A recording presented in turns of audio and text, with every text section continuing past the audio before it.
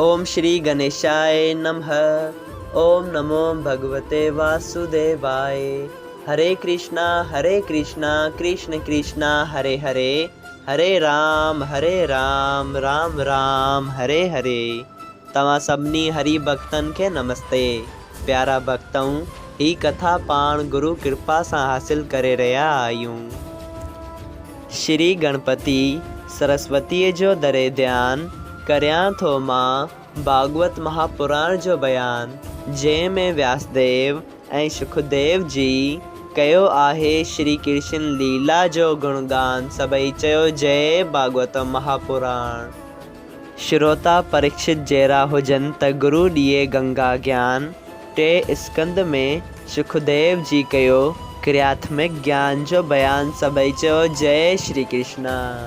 प्यारा भक्तों, अॼु पाण श्रीमद् भागवत महापुराण साहिब जो टियों स्कंद शुरू करे रहिया आहियूं, जंहिंजो नालो आहे उद्धव जी विदुर जीअ सां मुलाक़ात थियण ऐं कथा जय ऐं विजय ऐं कपिल देव जी। सभई चयो जय श्री कृष्ण। अध्याय पहिरियों।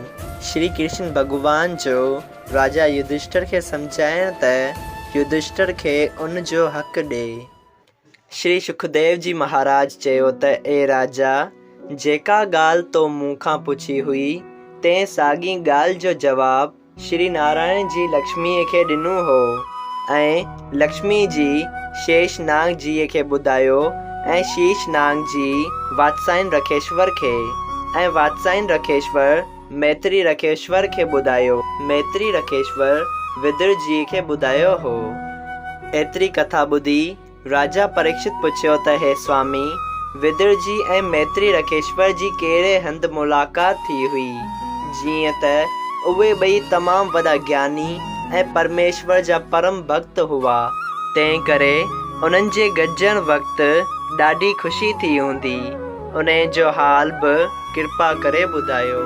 सुखदेव जी महाराज चयो त हे राजा, जॾहिं राजा धृतराष्ट्र पंहिंजनि भाइटनि खे दारियो सम्झी दुर्योधन ऐं ॿियनि पंहिंजनि पुटनि खे प्यारो ॼातो ऐं दुर्योधन अर्जुन ऐं ॿियनि चइनि ॿाहिरनि पांडवनि खे लाख जे किले में बंदि करे आग लॻाई, भीमसेन जे वास्ते ज़हर जा लड्डू ठाहे मोकिलिया, अधर्म सां जुआ करे सभु राज ऐं दौलत उन्हनि जी जीते वरिती ऐं द्रौपदी जहिड़ी पतिव्रता स्त्रीअ खे राज सभा में नंगे करण जे वास्ते उन जा कपिड़ा दुशासन खां लाराइण थे घुरिया ऐं युधिष्ठिर ऐं ॿियनि भाइरनि खे 13 वरनि ताईं बनवास ॾिनो हो।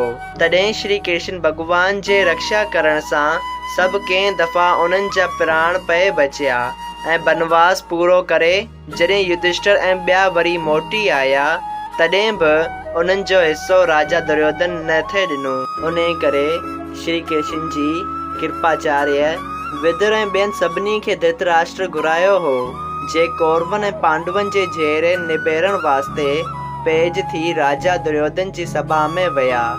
उन वक़्तु श्री कृष्ण जी महाराज ऐं भीष्म पितामह ऐं द्रोणाचार्य धृतराष्ट्र खे सम्झायो त ए राजा, तुंहिंजे पुटनि ऐं तुंहिंजे भाइटनि में को तफ़ावत, को बि फ़र्क़ु कोन्हे। दुर्योधन ऐं ॿिया तोखे सुर्ग में वठी नथा वञी सघनि ऐं ना ई युधिष्ठिर ऐं ॿिया तोखे नर्क में पहुचाईंदा। उन करे तोखे घुर्जे त दुनिया जो वहिंवार कूड़ो सम्झी युधिष्ठिर ऐं ॿियनि ॿाहिरनि खे ख़र्च जी पोराई जेतिरा शेर ॾे, उन ॻाल्हि में तुंहिंजो जस थींदो। पर राजा धृतराष्ट्र उन ॻाल्हि ते कुझु बि ध्यानु न ॾिनो। तॾहिं विदुर जीअ जो उन सभा में वेठो हो, तंहिं धृतराष्ट्र पंहिंजे भाउ खे अधर्म ते ॾिसी चयो, ए भाई, तव्हां युधिष्ठिर ऐं ॿियनि जो हिस्सो ॾियो, छो त हू साधु आहिनि ऐं छो त उहो संदन हक़ बि आहे। भीमसेन, अर्जुन, नकुल ऐं सहदेव 5 भाइरनि खे अहिड़ी ताक़त आहे जो हुननि मां हिकिड़ो ॼणो हिकिड़े ई वक़्त में 10 वीरनि खे लड़ाई में जीते थो सघे। तंहिं खां सवाइ महाराज श्री कृष्ण वेंकटनाथ उन्हनि जो मददगार आहे ऐं तव्हां दुर्योधन ऐं पंहिंजे ॿिए पुटनि खे प्यारो सम्झी ॼाणो था त मुंहिंजा 100 पुट ॾाढा ज़बरदस्त ऐं लड़ाकू आहिनि, सो श्री श्याम सुंदर सां बेमुख रहण ते उहे बि कुझु करे नथा सघनि।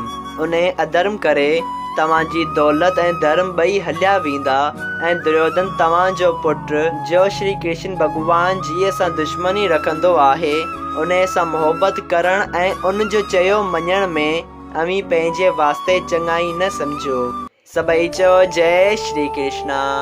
अगरि तव्हां सभिनी हरि भक्तनि खे हिन कथा मां लाभ हासिल थियो हुजे त कृपया हिन कथा खे ॿियनि हरि भक्तनि सां शेयर कजो।